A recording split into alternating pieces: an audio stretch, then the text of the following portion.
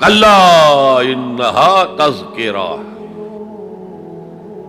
یہ لفظ بہت اہم ہے، تذکرہ، ذکرہ، تذکیر، فذکر بالقرآن، کیا معنی ہے اس کے؟ یاد دہانی صحیح ترین ترجمہ ہے، یاد دہانی۔ ایک ہے کسی کو کچھ سکھانا، نئی بات سکھانا، ایک ہے یاد دہانی، اسے ایک چیز معلوم تھی کوئی بھول گیا، یاد کرانا۔ جیسے آپ کے کسی دوست نے آپ کو بہت قیمتی قلم دیا تھا، آپ نے اسے بہت سنبھال کر اپنے ٹرنک میں رکھ دیا، اب سال ہا سال ہو گئے، نہ دوست سے ملاقات نہ وہ یاد، اچانک آپ نے کسی روز ٹرنک کھولا اور وہ قلم آ گیا، تو آپ کو دوست یاد آ جائے گا کہ نہیں؟ اسی لیے قرآن آفاق و انفس کے لیے آیات کہتا ہے، ہم اپنی آیات دکھائیں گے تمہیں، نشانی جس کو دیکھ کر تم ہمیں پہچانو گے۔ اور تذکرہ کا مطلب کیا ہے؟ پوٹینشلی ایمان ہر انسان کے دل میں موجود ہے، یہ جو روح جو ہمارے قلب کی مسکن نکین ہے، اس میں اللہ کی معرفت بھی ہے، اللہ کی محبت بھی ہے۔ البتہ ذہول کے پردے پڑ گئے ہیں، بھول اور نسیان طاری ہو گیا ہے، ہم دنیا ہی کے اندر گم ہو کر رہ گئے ہیں، ہماری ساری دلچسپیاں دنیا سے ہیں، لہذا ہماری توجہ ہی نہیں ہے، ورنہ ہر انسان کے دل میں یہ جو یہاں ہندوستان میں کہتے ہیں آتما اور پرماتما،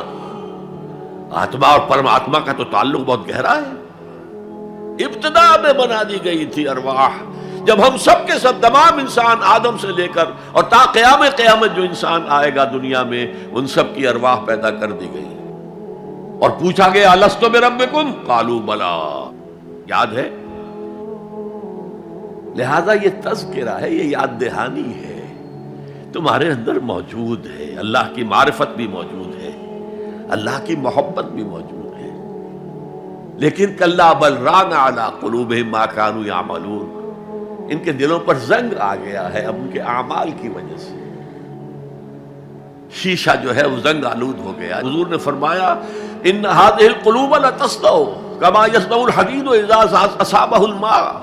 ان دلوں پر بھی زنگ آ جاتا ہے جیسے کہ لوہے کے اوپر پانی پڑتا رہے تو اس کو زنگ آ جاتا ہے۔ پوچھا گیا فما جلاؤها یا رسول اللہ، اے اللہ کے رسول ہماری تلواروں کو زنگ لگتا ہے، ہم پالش کرتے ہیں، سیکل کرتے ہیں، وہ پھر چمک اٹھتے ہیں، تو دل پر اگر زنگ آ جائے تو اس کا علاج کیا ہے؟ دو چیزیں فرمائی، کثرت و ذکر الموت و تلاوت القرآن، دو کام کرو کثرت سے، موت کو یاد رکھو، یہاں رہنا نہیں ہے، جانا ہے، یہ ہمارا گھر نہیں ہے، یہ ہماری منزل نہیں ہے، ہمارا اصل گھر جو حضور نے فرمایا انما الدنیا خلقت لکم وانتم خلقتم للآخرہ، یہ دنیا تمہارے لیے بنائی گئی، تم آخرت کے لیے بنائے گئے ہو، اسی لیے حضور نے فرمایا کن فی الدنیا کانک غریب عابر السبیل، دنیا میں ایسے رہو جیسے راہ چلتے مسافر ہو یا اجنبی ہو۔ اپنے بارے میں فرمایا مالی ولی دنیا، مجھے تمہاری دنیا سے کیا سروکار، انما مثلی کراکب استظل تحت شجرۃ ثم راح فترکھا، میری مثال اس مسافر کی سی ہے جو ذرا سستانے کے لیے کسی درخت کے سائے میں بیٹھتا ہے تھوڑی دیر، وہ اس کا گھر تو نہیں ہے، اس کی منزل نہیں ہے، پھر وہ اس کو چھوڑتا ہے، اپنا راستہ لیتا ہے۔ یہ اگر ہمارا تصور قائم ہو جائے، کلا انہا تذکرہ، اب اس کے بعد جو الفاظ آئے فی صحف مکرمۃ مرفوعۃ مطہرۃ بایدی سفرۃ کرام بررہ، یہ جو قرآن ہے، جو تذکرہ ہے، یہ بڑے ہی انتہائی پاکیزہ صحیفوں میں ہے، فی صحف مکرمۃ، بڑے باعزت، مرفوعۃ مطہرۃ، مرفوع بلند اور انتہائی پاک، بے ایدی سفرۃ، یہ کن کے ہاتھوں میں ہے؟ لکھنے والے وہ فرشتے، بے ایدی سفرۃ کرام بررہ، جو نہایت باعزت ہے، بہت وفادار ہے اللہ کے۔ یعنی اصل قرآن کہاں ہے؟ لوح محفوظ میں ہے،